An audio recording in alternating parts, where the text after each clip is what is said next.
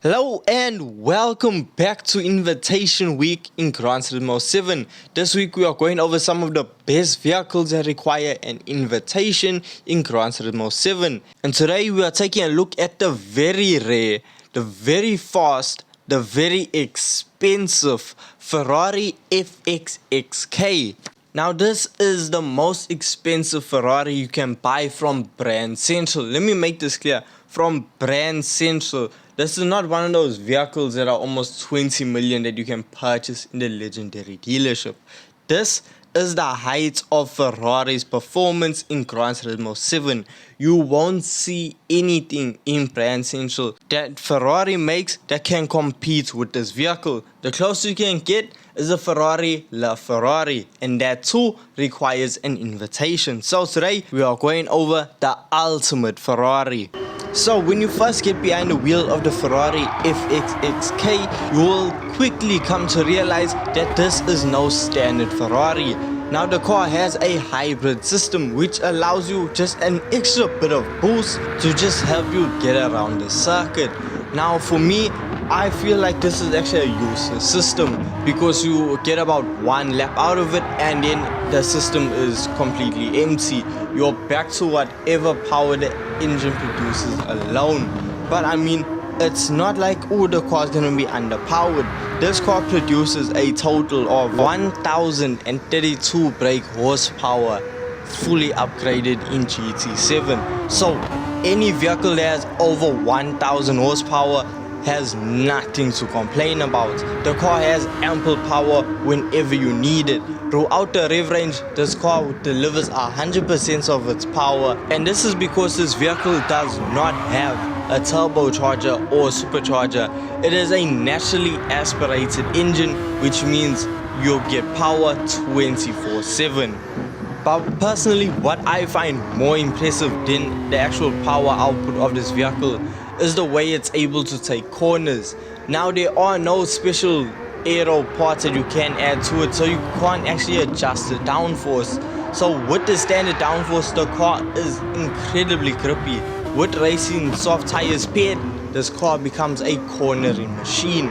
Now yes, with the 1000 horsepower, if you have traction control off and you do try and slam on the throttle, the rear wheels will light up and you will get the rear end out, but it's not uncontrollable. And when it comes to braking, this car is absolutely phenomenal. But I mean, you would expect that from a Ferrari of this caliber. And because the car is incredible around corners, phenomenal brakes, the car has to suffer somewhere. There has to be a catch. This car cannot be this perfect. And the catch is, this car is not that good when it comes to top speed. If we compare it to the Bugatti, even the Pagani that travel well over 400 kilometers per hour, the Ferrari doesn't even get close. After a couple of times testing, I was able to reach a top speed of 363 kilometers per hour. I don't know if my testing was just off, but the Ferrari just really struggled, especially now when that hybrid engine died off. The car really just started dropping power. So top speed is not this car's strong suit. However, where this car does shine compared to the Pagani Huayra and Bugatti Veyron is endurance racing. As now, this vehicle can be detuned to 700 performance points, which means it is eligible to participate in the WTC 700 around Le Mans. I absolutely love using this event to test out a vehicle's fuel economy. Now, compared to the Bugatti Veyron and the Pagani, this car really beats them when it comes to fuel economy. It will outlast them when it comes to how fast this car actually uses fuel. And I think that does have some influence with the hybrid system, but it's not a major factor because, as I said, the hybrid system runs out incredibly fast. But what isn't incredibly fast is this vehicle when it is in fuel map 6. When it is in fuel map 6, it really struggles to get up to 300 kilometers per hour on the main straightaways on Le Mans. So it really puts into perspective. You can either go with the Bugatti Veyron and the Pagani, where those two vehicles are able to travel well over 300 kilometers per hour under the same conditions.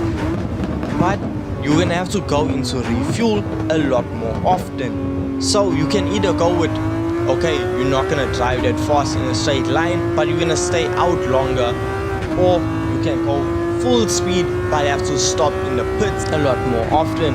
Now personally, I prefer the Ferrari's way of doing it, where I rather stay out on circuit for much longer and not actually go into refuel as much.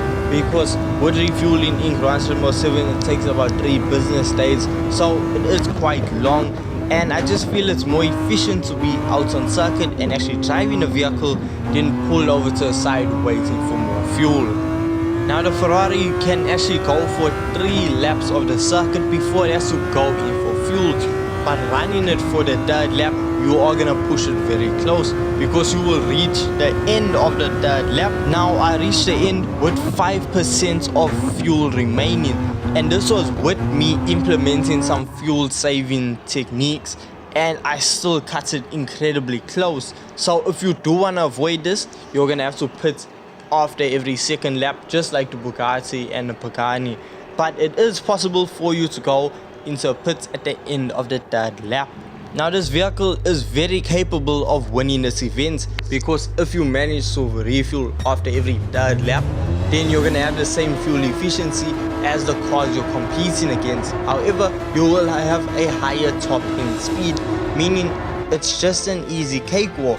So you see, after 30 minutes, we are actually complete in 1st place, 2-minute gap between me and 2nd place, and this will bring us 825,000 credits into our bank account, and we need that because this vehicle is quite expensive. Now I've been saying this vehicle is expensive, it actually hurts to say, because this Ferrari FXX K costs a whopping 3.6 million credits, making it the most expensive vehicle you can purchase from Grand Central. It is tied in price with the McLaren P1 GTR. However, with the McLaren, you don't need an invitation, so this makes it one of the most rarest invitation vehicles you can possibly own.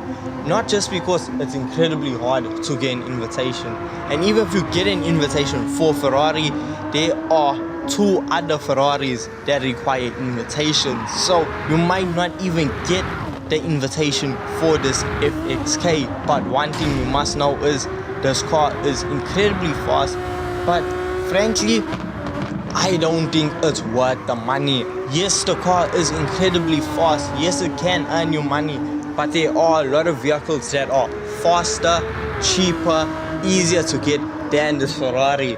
But if you want the Ferrari name, you want that status of being, okay, I have the rarest, most expensive Ferrari in the game, well, then this is your option. And yes, as you can see, you can struggle with the vehicle. It is still a 1000 horsepower rear wheel drive car. It will end your life, so you do have to be careful. But you know what you also need to do?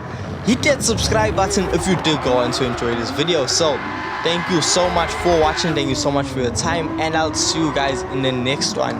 Peace.